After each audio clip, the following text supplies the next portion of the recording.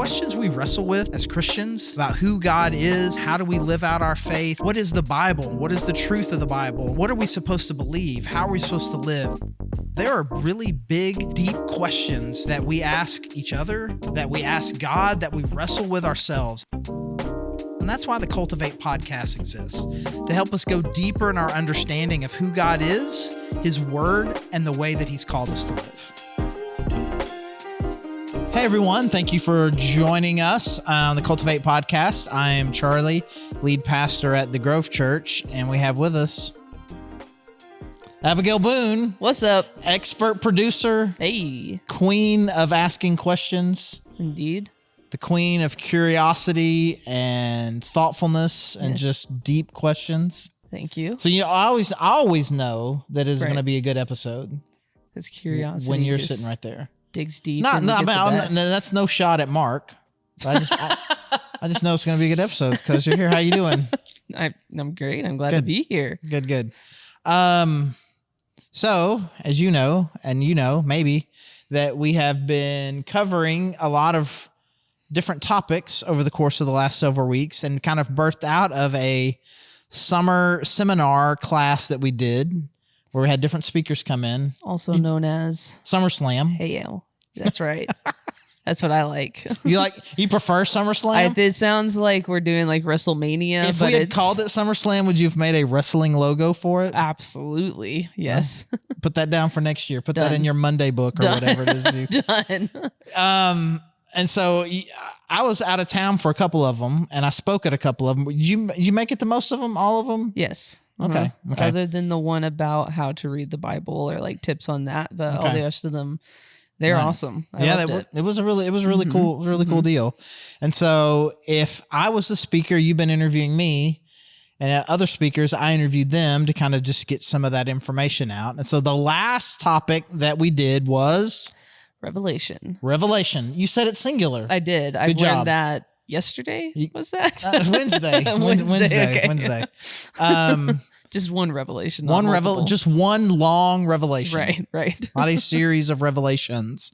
Unlike the Psalms. Right. Which are a collection of psalms. Mm-hmm. But each individual chapter is a psalm. Right. And these are the acts, plural, of the apostles. Not the one act. But one revelation of John. Right. Yes. Okay. John. Yep.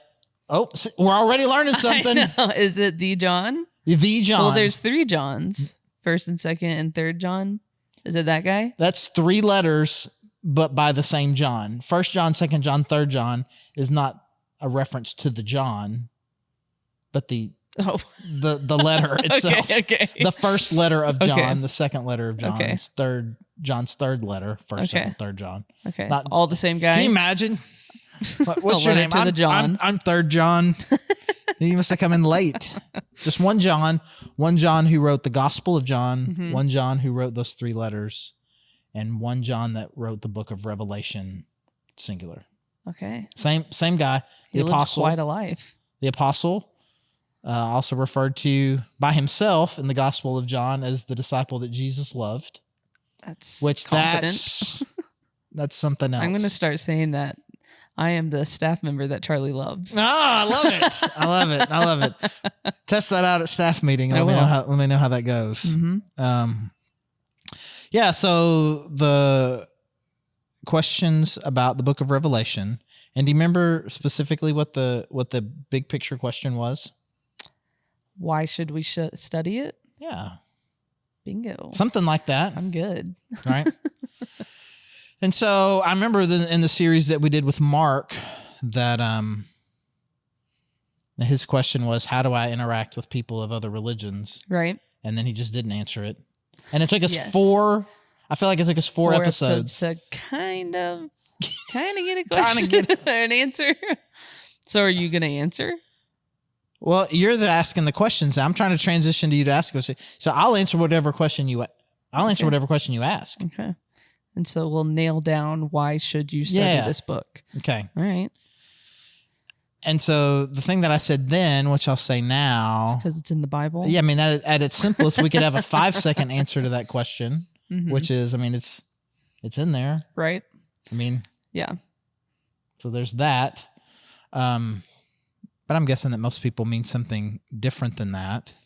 Have you ever asked that question? Have you ever read or studied Revelation? I think I started it once. Okay. And I didn't make it all the way through because it kind of reminded me of Hebrews.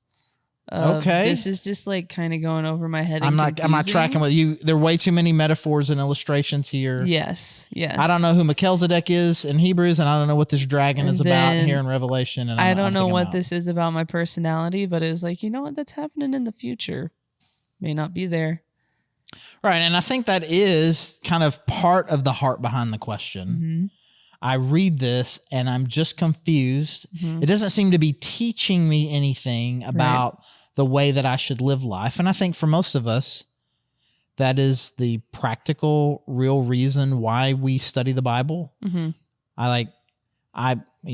What kind of person should I be? Right. What application can I or pull from this? What is this going to tell me about who God is? Like, so I want it to lead me to some sort of worship or deeper knowledge of God, or I want it to help me understand how to be a better person, how to live the Christian life in a better way.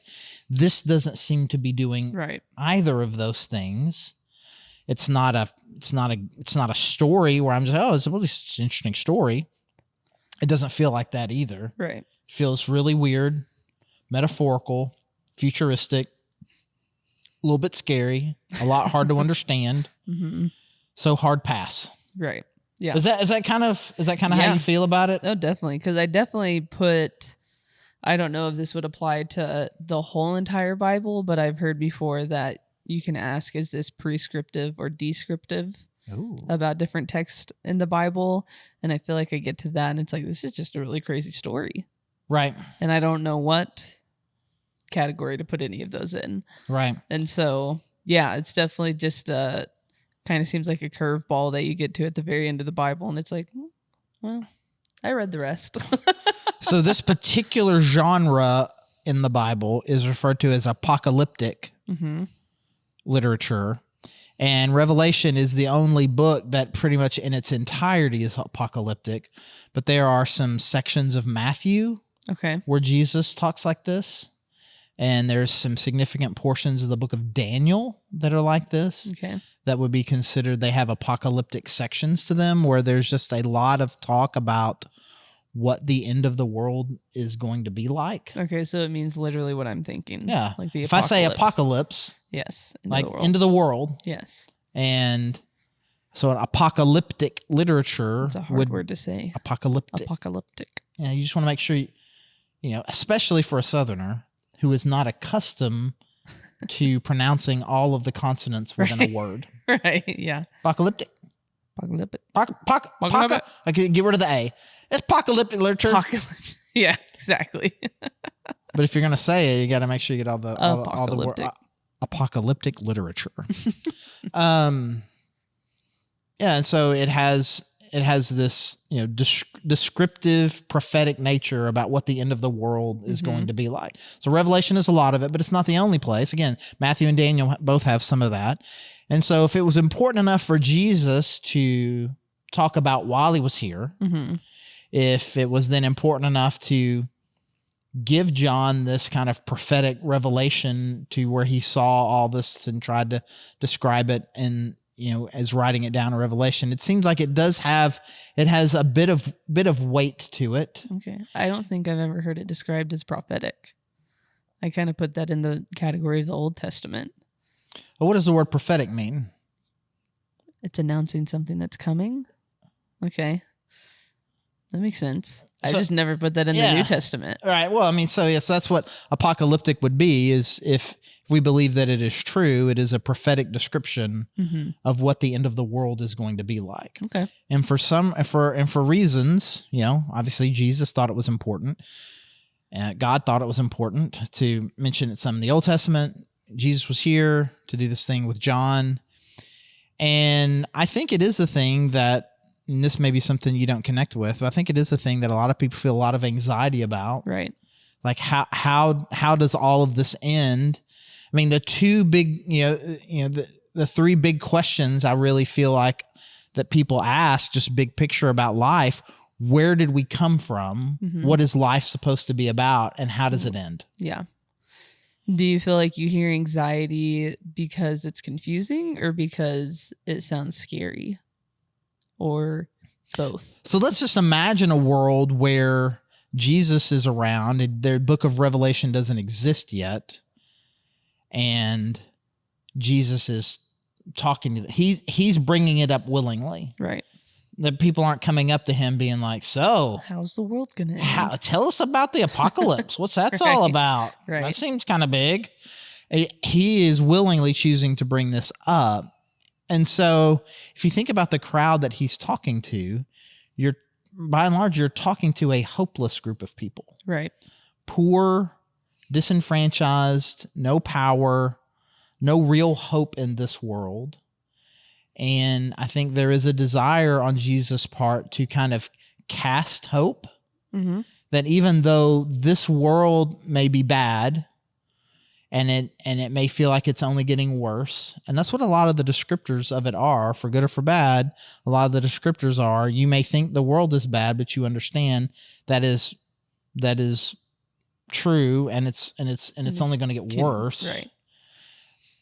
But I think even in that, there's a bit of hope in that as you see the world getting worse, take heart, take a little courage, because God knew this. This isn't happening outside of God's control. God's not up in heaven spinning around in a circle, going, oh, shoot. Oh, man, what happened? I didn't think this was going to, right? I mean, that would be the true scariness, I feel like. Right. And so for Jesus to say, this is coming, we know that it's coming, God has his hands on it, you can take some hope in that. It's still not like, oh, I mean, I know for sure something bad's going to happen. I feel some comfort from that. That sounds weird. But to know that God is aware and is kind of guarding and protecting his people in that time, that you can take some comfort. If a bad thing is definitely coming, I can take some comfort in knowing that God is in it. Right. And so I think that is a part of it. And then also, as the more you describe that the world is temporary and is ultimately going to end, the more hope points towards, but there is another place that God is preparing. Right. But that seems like the ultimate hope that, right. I don't know that atheists or maybe every worldview assumes that the world is going to end. I don't know if there's a worldview that thinks we're just going to continue forever. Yeah. But it is a hope that this is bad, but there is something else. Right. Yeah. So I trust that God is in the calamity that is to come. And I trust that God has a better future for me. Yeah. And so you put a small, even if it's a vague roadmap together, then I can know what to expect. And then as those things start to happen, I can even have more confidence that God is in control. Oh, this is unfolding just the way Jesus said that it would. And I can take a measure of comfort in that. You know, sometimes when people experience things and they're like, oh, that's just like what it says in the Bible. And they start to panic about it. I'm like, isn't that the opposite reaction we're supposed to have? Like, oh, that terrible thing happened. It was predicted in Revelation. God got proven right again, which is good. Mm-hmm. And this is unfolding the way that he said. And so I can actually trust. I can trust not only in God, but I can also trust in the roadmap. Because I think the panic that some people feel as things start to feel more apocalyptic, the opposite of that is what we're supposed to. Right. God's got this. He saw this coming. He told me to expect it. And now that it's happened, I'm like, I don't like it, but I trust God. And I think there's also a sense too, this is something that Jesus said, hey, there's going to be people that are going to say that they're me come back again. And there's going to be people that, hey, Messiah's over there. The Christ is over there. It's like when they say that, don't listen. Right. Paul says the same sorts of things. He's like, you've heard about Antichrist, that Antichrist is coming. Actually, a lot of Antichrists are coming. But this, some of you are afraid that the day of the Lord has come and you missed it. Right. Some of you don't even know what the day of the Lord is. And so Paul's just kind of like, listen, here are kind of the things that you can know. And I say this, and it's what Jesus says, what Paul says. I'm saying all this so you don't get deceived. Right. Because I think one of the things that I feel like a lot of people who try to play gotcha with Christians will say, Jesus was a poor guy, lived in the Middle East, and, was rejected by the power structures of the time. It's like, man, if Jesus came back today, Christians wouldn't even recognize him. Okay, point taken that a lot of the church is hostile towards people from that part of the world, and can be and not be as caring and compassionate towards poor and people who are experiencing homelessness. We can be like, so that point is taken. The point that I do not take is that Jesus is going to get born as a baby again, and we've got to work really hard to make sure we recognize him. Right. Because he made it very clear, hey, I'm going to return in the way that I leave, which was kind of this big moment in which he was kind of carried into the sky. We won't be able to. Yeah, and he also said that, and when it happens, it will be a worldwide event. Right. And so he doesn't want us to get... There's not going to be like you missed it. Right. Yeah. That person says they're Jesus. Are they? Right. You don't. They said there's going to be a lot of people that are claiming that. It's going to be undeniable. It's going to be undeniable. You're not going to be like, okay, well, that's a lot of angels in the sky, and that was really loud, and it's kind of scary, and everybody all over the world is seeing all of this all at once. Mm-hmm. Well, and it's also, if we look at the rest of the Bible, God's not typically a God of confusion. Right. Maybe there's some mystery. That's in the... Yeah. That can be... Confusion claimed, and mystery are different things, yeah. But yeah, he's not going to intentionally try and dupe us. He has yet to take that strategy, so it would be crazy if he took that strategy toward the end of the world. And when people were confused about whether or not he was the Christ, he sat down with the scriptures. It's like, hey, you've kind of misunderstood the scriptures, and goes back and shows us. And so there are parts of Revelation that I believe that are unclear, that are difficult to understand. But I think the things that are the most clear are when he comes back, it's going to be big. He is coming back. Mm-hmm. When he does, it's going to be big. And when he does, that signals the beginning of the end. Yeah. Those are the things that he's not coming back a second time. He came once and is like, no, you don't understand. There's going to be two. Right. He's not going to come back a second time and like, no. It's actually 3. Wait, no. Right. It's actually 4. Yeah. He said, when I come back, it's game over. Yeah. So before we get too far down this road, I kind of want to zoom out kind of to base factual level. So the book is written by John. Yes. Who was he writing to? Is this something that he just had a vision? Did he leave it to someone? What was the intent of the book? Right. Kind of give me that breakdown. So John, the apostle, right? There were 12 disciples. Jesus called to help him. Simon, Peter, Andrew, James, his brother John. Do you know that song? I do not. Okay. Anyways. Probably should. There's a song. I know there's a song where you learn the books of the Bible and a song where you learn the 12 disciples. I did learn the books of the Bible. Both. I don't know the Old Testament one. Apparently there's an Old Testament song. I don't know that one. So it's the Apostle John, like we talked about, also the author of the Gospel of John, the 3 letters of John. Brother was James. He was a fisherman. The only one of the 12 apostles who died of natural causes. Interesting. Okay. You mean was it persecuted or something? It wasn't executed. Okay. Yeah. He was exiled.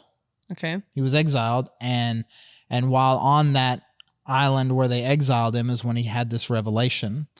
And if they just sent him to a random empty island. Yeah. So it was kind of... That sounds awful. I would imagine... we could look into this more. I would imagine that this was probably more like what Australia was for the British initially. Okay. I think it was probably like a prison island. Okay. So I'd not like imagine it probably Azkaban or something probably like that. wasn't.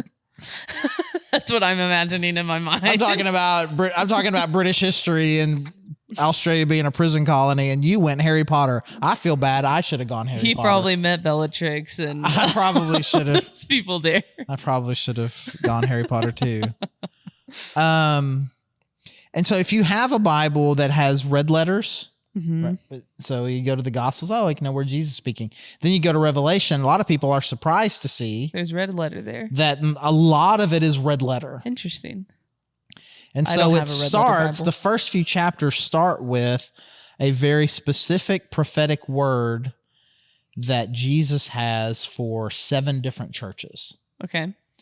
And so tell the church in Philippi this, and tell the church here this, tell the church here this. And each one of those things has a really interesting construct to it where it starts with kind of an affirmation. Hey, you're doing really well here. I'm proud of you, but you need to stop doing this or be careful about this. And so it starts in what would probably feels a lot more like one of the Old Testament prophetic books. Okay. A word from God comes to John, give this word to this particular group of people, is the typical construct of most of the books of prophecy in the Old Testament. And so the first few chapters start that way, but then it moves from that to a different sort of vision that John has. Okay. And with the purpose of, I want you to see this. I want you to write it down. I want you to describe it. And with the idea then that we would have it and would then have this basic knowledge. Okay. So it's meant to be, it's not like going to the Ninevites and tell these people. It was just the first part of it was, okay. And the second part of it was, tell this thing that you're going to see and experience. I want you to tell everyone that. Okay. Which is the primary reason why it was included in the Bible when they were making the decision about what of all of these different letters and books and gospels and things, how are we going to put these in? It seems like its main purpose was to be shared. The reason why some people were like, are we sure though? Like, it's because of how like for real? Because it's just so vastly different. Right. I mean, you've got these 2 main genres in the Old Testament, gospel acts, if we count that as one thing, just kind of a telling of the story of Jesus 4 different ways. And then the follow-up, kind of the sequel. Here's what the apostles did after Jesus was gone. And then you have all these instructive letters from Romans all the way to Jude, written by a handful of different guys, written to different groups of people. That's great. Let's make sure we understand the history of Jesus, what the apostles were about, get some of their best, most clear, most important, instructive books. We're done. And then we've also got this though. right. That's kind of weird. Yeah. But read it though. Like this is from John the apostle. It says it is a word directly from Jesus and a word directly from Jesus that was meant to be shared. And so even back then there was some question about it. Right. Because there's no other than the prophets. There's no other in the New Testament book that says this is directly from Jesus. Well, yeah, I mean, like word for word directly from Jesus. Like Paul was very clear in his letters that the substance of what he was teaching was from God. Right. That it had got authority behind it. But it wasn't the same as a prophetic word of there was nothing that Paul wrote that was going to be in red letters. Right. Unless he was quoting something from a gospel, which we get that at least once.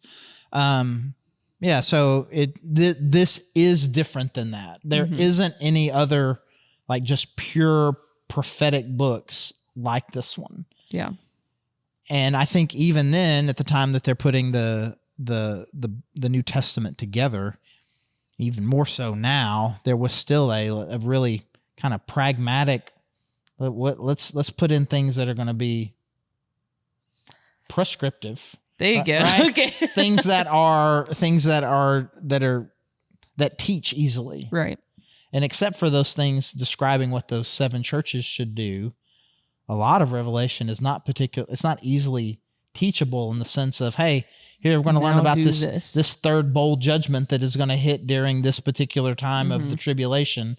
Therefore, be a better husband. Right. It's not like that. It's just kind of like, you're just kind of gathering okay, a vision for something that's going to right. happen in the future. So all of the whole book is apocalyptic.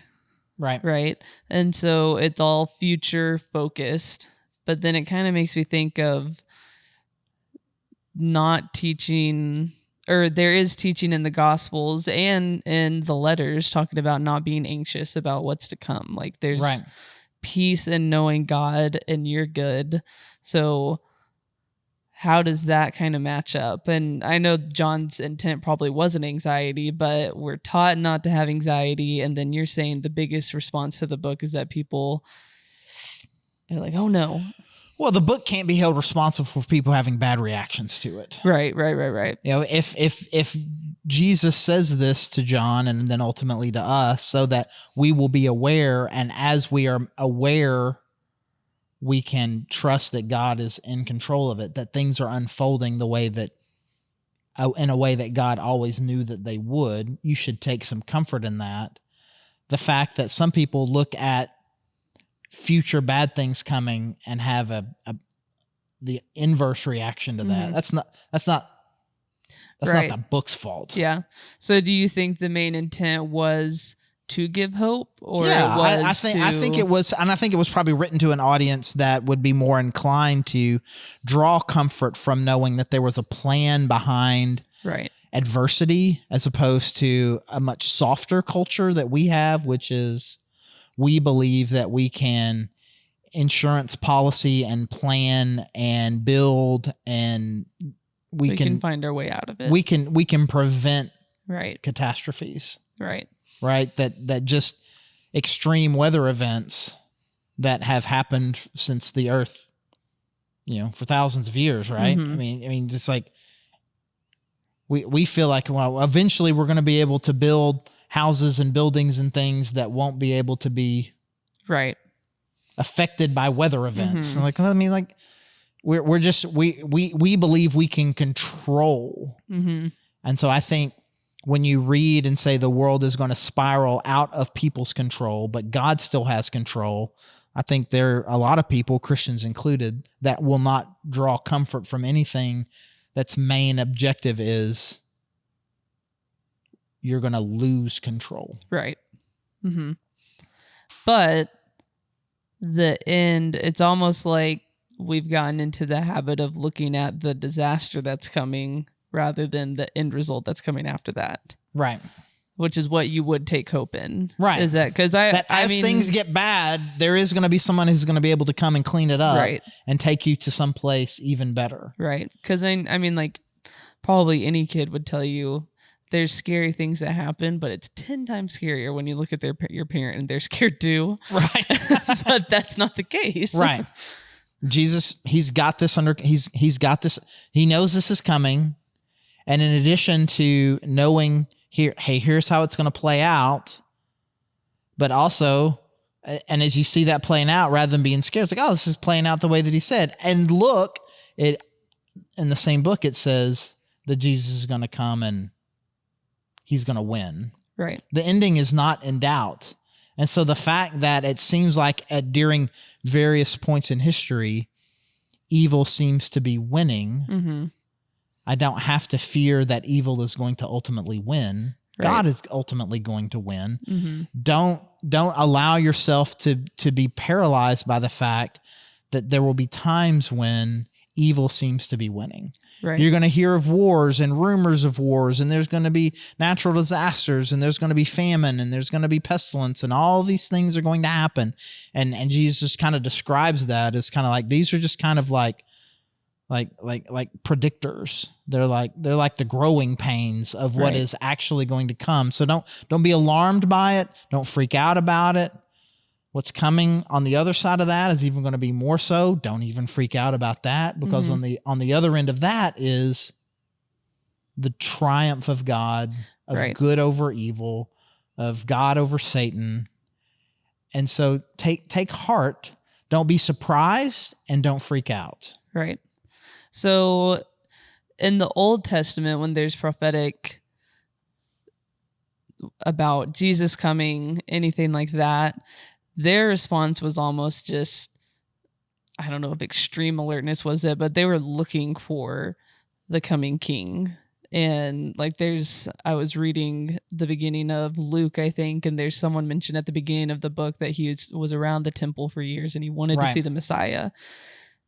That seems like they were so excited about the prophetic word that was coming. Is that a response that we should have? It's interesting that you say that, because I think that for the most part, a lot of the prophetic writing in the Old Testament mostly had an immediate application to it. Sure. Of like, hey, this thing is about to happen in the next couple of years, and here's what I need you to do right now. Mm-hmm. And it did have some more futuristic prophecy to it, predicting the coming of Jesus. But I think they lived so much in the moment, and we can't really judge them as a culture for this. They lived so much in the moment that a lot of them weren't anticipating the coming of Jesus. And those that were anticipating the coming of the Christ, coming of the Messiah, were looking at it through a very narrow lens of, you're going to overthrow this bad government right now for me. Right. And so even still, there was a very kind of self-focused, now-focused view that allowed them to miss the bigger picture of what Jesus wanted to accomplish while he was here. Mm-hmm. The same way right now, we can look at all the things in the book of Revelation, and we get distracted by, well, that sounds like I'm going to have to go through something bad. Right. And we just have we just can't get out of our own tunnel vision of, what is this going to mean for me? Mm-hmm. I don't want these bad things to happen. I don't want these bad things to happen to me. And so you'll see, and I think we'll talk about this a little bit more as we kind of get into some of the details of what Revelation says, is that sometimes we have this response of, like, we feel like it is our job as Christians to prevent some of the things in Revelation from happening. It is our job to protect ourselves and to make sure that Antichrist doesn't get power. Like, I mean, good luck. Right. God says the Antichrist is going to take power.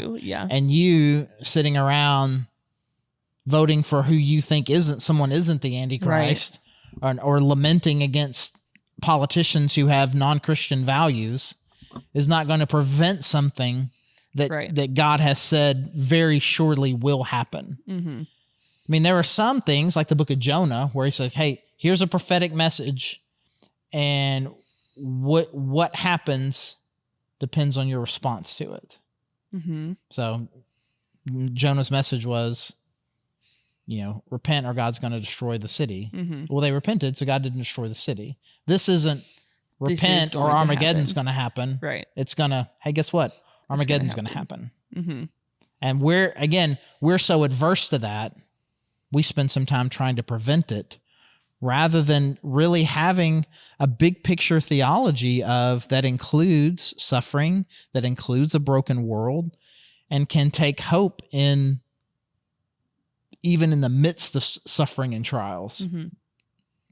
And so I think for people who only knew adversity, primary readers of a lot of these apocalyptic things, who only knew adversity, only knew persecution, only knew subjugation, they would have taken it as hopeful. Mm-hmm. But if you think, actually, I really like it here, I kind of like my life. Right. I mean, sure, it's bad in places, but I don't live in those places. Yeah. And sometimes bad things happen here, but I've got plans to kind of overcome most of that.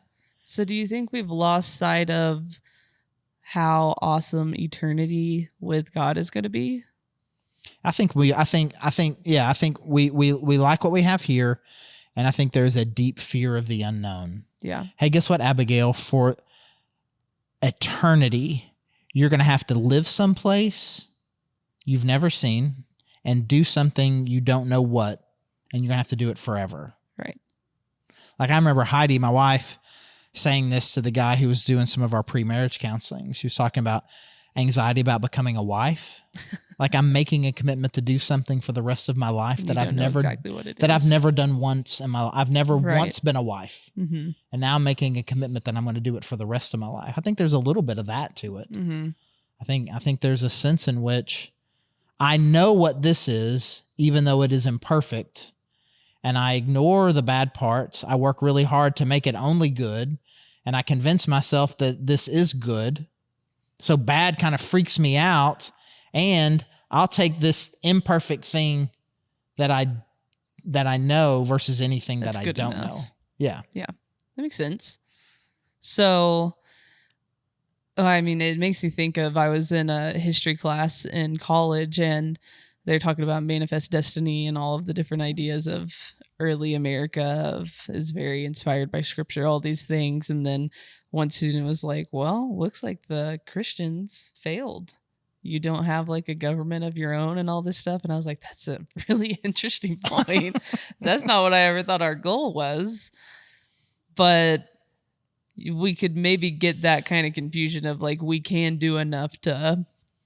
Well, and we'll talk about this, and this may be a good stopping point for us then to kind of make the transition, because there was for a long period of time, which would have included the late 1700s, 1800s, where a thought about what the book of Revelation meant was things were going to be bad for a season, but we in fact did have the ability to Christianize the whole world.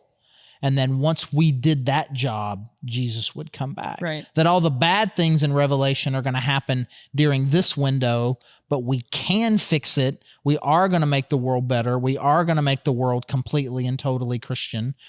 And then once we have, as God's people, have conquered evil here, Jesus comes back. Mm-hmm.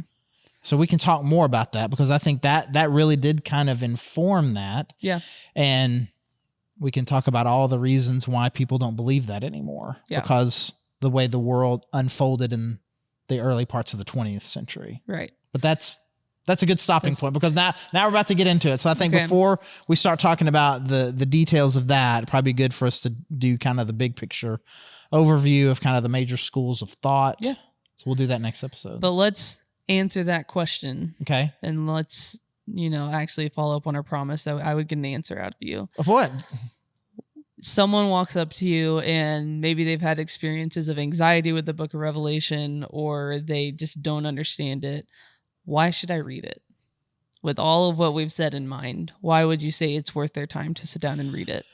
Well, I mean, I would say, I think for the most part, I think you are, if you've got a limited amount of time, I mean, I would encourage you to spend more time in the Gospel of John and the book of Romans and 2 Timothy and Galatians. I mean, there's lots of books that I feel like are just better as far as your ability to kind of, as far as like what I really want out of my devotional reading time with God. But I do think that it's important on some level for us to have some general understanding of kind of the big picture story of the Bible from Genesis to Revelation. I mean, we don't spend a whole lot of time talking about the kings of the divided kingdom between Israel and Judea post Solomon, before the exile into Babylon. And even me saying that phrase, like, I don't even know what that, like, right. we need to understand that. We need to understand, have an overview, big picture idea of the whole thing. And so part of that is understanding how the story ends. And at the same time, I think it's important for us to read and understand that so that we aren't caught off guard. And I think it does help us shake off an imperfect worldview that we have, that this world is great and our job is to make it great, as opposed to really understanding that we live in a broken, fallen world and our hope is not in this world but the next. Yeah. But I would encourage you to read it in a group. And I would encourage you to read it with someone who has at least some sort of, I would encourage you to study it with a trusted person because it is not easily understood. So we'll have a sign-up sheet to read it with Charlie. Most people, like there are lots of parts of the Bible that I would encourage people to read, the parts that are most easily understood on your own. Sure. But there are parts of the Bible that are significantly more difficult to understand on your own. Mm-hmm. And so that's what we'll spend most of our time on Sundays teaching from the books that people can easily understand on their own, because I want people to believe that the Bible is user-friendly, which it is, but there are some parts of the Bible that are just significantly less user-friendly. Right. So it's important to understand it. It's great. Spend your time mostly in your devotional reading and studying the parts of the Bible that you can most easily understand. Mm-hmm. Some of these other ones, do it in a group with someone who's going to help you not get off the rails. End. Right. Yeah. That makes sense. Yeah. Okay. Good answer. I don't want you to feel like I didn't answer the question. That was good. Okay. And I'm sure we'll round that out even more. For sure. Next episode. For sure. So thanks for joining us. If you have an interest in the book of Revelation, you're probably just like a little drool coming out. I can't wait for the next episode. We're going to talk about all the things. I mean, I feel like most of the time I have a whiteboard. This is going to be difficult in podcast format. Install one. Well, but even still, like, I mean, most of the people are listening to this rather than it'd be unfair.